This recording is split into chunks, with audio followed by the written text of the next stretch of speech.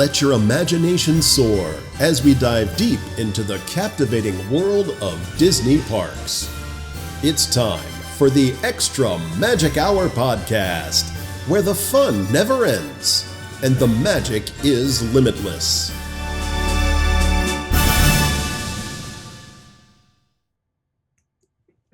Hey everyone, welcome to the Extra Magic Hour show. All right, we got a fun topic this week. Mr. James is out because he does not have internet, so you got just me. Hey, this week we're going to talk about Bay Lake and Discovery Island. Kind of a little history lesson in what this is and how it came about and all those kind of things. So first we're going to talk about Bay Lake. So Bay Lake is a natural freshwater lake located within Walt Disney World property in Florida. It's just east of the Magic Kingdom, roughly a mile across and 35 feet deep at its deepest point. Bay Lake plays a vital role in the resort's layout and guest experience.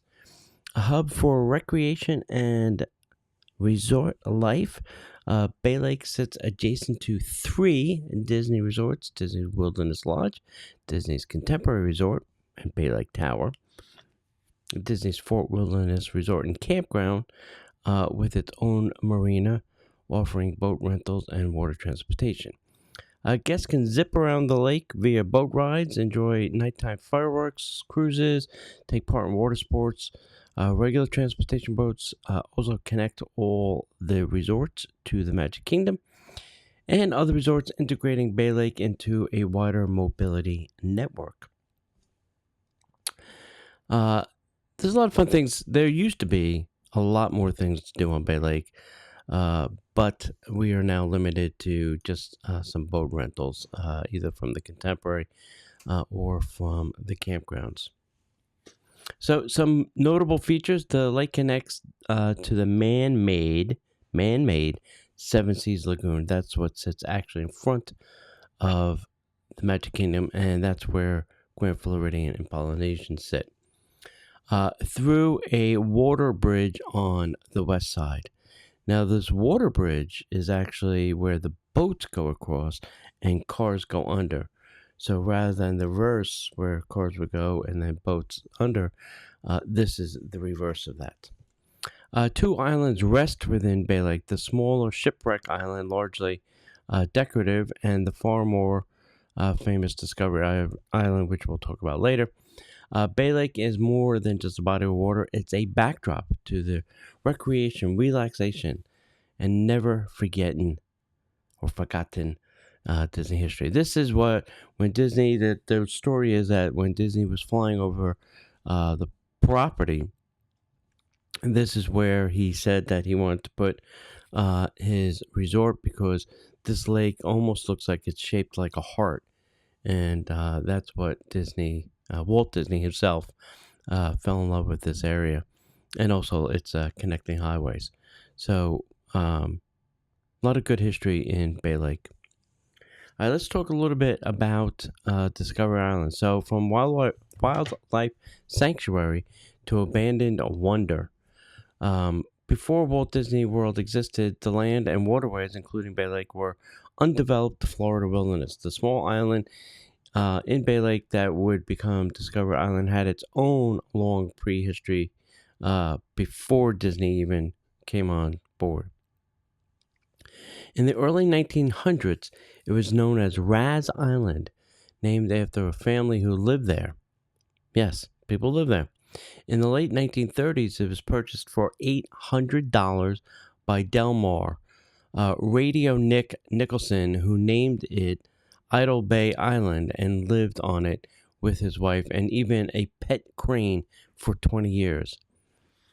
Later, it became Riles Island, serving as a hunting retreat, and then Disney purchased the island in 1965 as part of the strategic land acquisition before launching a massive Walt Disney World project. And this was purchased, it was the Bay Lake Land Company was what Disney used to purchase this a part of the property. All the different areas of Walt Disney World were acquired under different fake land companies, so that nobody would catch on to Disney was gobbling up all that property. We should do a whole episode about that, how Disney purchased all the property. Quite an interesting story and a lot of fun. All right, so opening to the public, Treasure Island era. Disney first opened the island for guests on April 8th, 1974, under the name Treasure Island. There was a pirate themed inspired in part by the Disney film and the novel Treasure Island, complete with themed elements like a shipwreck known as the Walrus and pirate lore, though most of this was themed was later removed. The idea was to give guests a peaceful half-day excursion away from the hustle and bustle of the parks, a place to explore nature, wildlife, and hidden nooks, all while soaking in scenic Bay Lake views. Then came Discovery Island. So this was Disney's wildlife sanctuary. By 1978, the pirate theme was replaced with a focus on wildlife and conservation, and later named Discovery Island. Raise your hand if you were ever on Discovery Island. Anybody? Yep, I was there. Been there, done that. So visitors traveled by boat to the island dock, then wandered lush paths through the natural habitats filled with birds, primates, reptiles, and other species. The attractions featured aviaries, walk-through trails, and educational exhibits highlighting conservation, animal care, and learning about nature. Animals such as lemurs, flamingos, pelicans, tortoise, bald eagles, swans, all called this island home at one point. The island even served as the home of the last known dusky seaside sparrow before it died in 1987, making a movement in conservation history. By the 1980s, Disney had earned accreditation from the American Association of Zoos and Aquariums for its efforts, showing that the little island was generally a serious venture into wildlife stewardship. So I think this was the start, or really the start thinking of, well, what if we could build an entire park with animal conservation? Now, that didn't happen till later, and we call that Animal Kingdom, but I think this was the seed that Disney was trying to do. Now, you got to remember, Disney had passed away before Animal Kingdom ever happened, so we don't know if there was even talks of that from Walt Disney himself. All right, then we have the end of the era. So Discovery Island's public life lasted exactly 25 years. That's a long run for that little island. Closing its gates on April 8th, 1999, the same year all of its animals were relocated, notably to the newly opened Disney's Animal Kingdom, which they debuted in 1988. So some reasons why this became a little less successful and closed. The opening of the much larger, sophisticated, obviously, Animal Kingdom had a large part in putting the nail in the coffin of this island.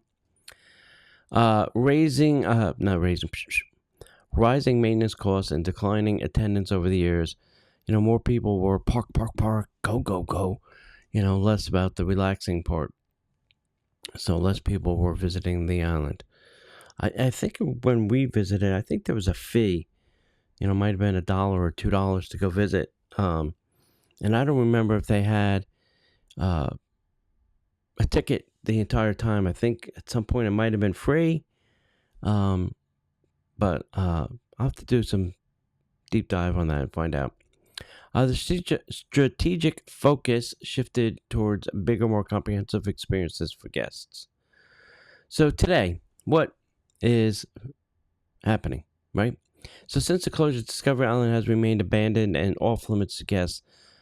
No new Disney development has taken place there, and most infrastructure is now overgrown and decayed. What is left to see? Well, the island's original dock and some shorelines remain still visible to boat. If you take one of the boats from the island, you can see this, or if you rent the boat yourself and you can drive around the island, you can see some of the things that are still left there. From a higher vantage point, like from the Contemporary or the Wilderness Lodge, you can see different stuff on the island, and things like that. Over the years, urban explorers have occasionally documented hikes onto the island illegally. It is illegal to trespass on that island, and many people have done it. Many people have been caught. Many people have banned for the parks for life for doing it. So if you're thinking of doing it, don't.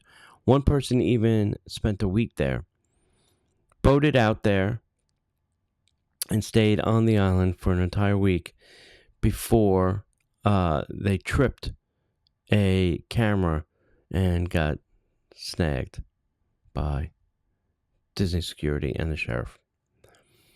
So just don't do it.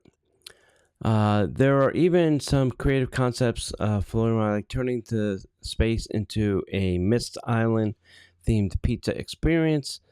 I thought it would have been great to make it, like a little club VIP area. You could take a boat out there. There's a little lounge out there. You could have, nice views of the fireworks at night.